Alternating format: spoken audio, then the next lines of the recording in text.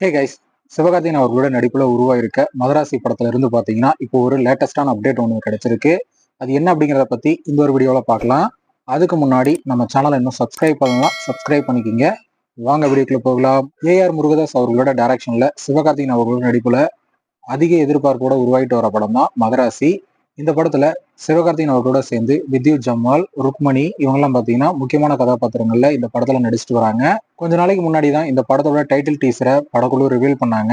சிவகார்த்திகேயன் அவர்களோட நடிப்புல இதுக்கு முன்னாடி வெளியான படம் பாத்தீங்கன்னா அமரன். இந்த படம் ரசிகர் மத்தியில ஒரு மிகப்பெரிய எதிர்பார்ப்பை ஏற்படுத்தி 350 கோடிக்கு மேல பாத்தீங்கன்னா வசூல் செஞ்சு ஒரு மிகப்பெரிய சாதனை படைச்சது. ஸோ அதை தொடர்ந்து அவருடைய அடுத்த படமான மதராசி படத்து மேல அதிக எதிர்பார்ப்பையும் ஏற்படுத்துச்சு.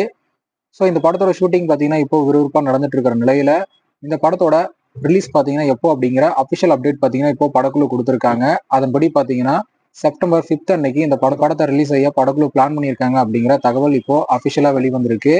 இந்த படத்து மூலியமா பார்த்தீங்கன்னா ஏஆர் முருகதாஸ் அவர்கள் ஒரு கம்பேக் கொடுப்பாரு அப்படின்னு ரசிகர் எல்லாருமே எதிர்பார்த்து காத்துட்டு இருக்காங்க. ஸோ வெயிட் பண்ணி பார்க்கலாம் ஏஆர் முருகதாஸ் அவர்கள் மதராசி படத்தை எந்த அளவுக்கு மாசா டைரக்ட் பண்ணியிருக்காரு அப்படிங்கிறத வெயிட் பண்ணி பார்க்கலாம்.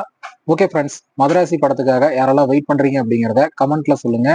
இந்த வீடியோ பிடிச்சிருந்தா லைக் பண்ணுங்க, ஷேர் பண்ணுங்க. இது போன்ற சினிமா செய்திகளை தெரிந்து கொள்ள நம்ம சேனலை சப்ஸ்கிரைப் பண்ணி சப்போர்ட் பண்ணுங்க. அடுத்த ஒரு வீடியோல பார்க்கலாம்.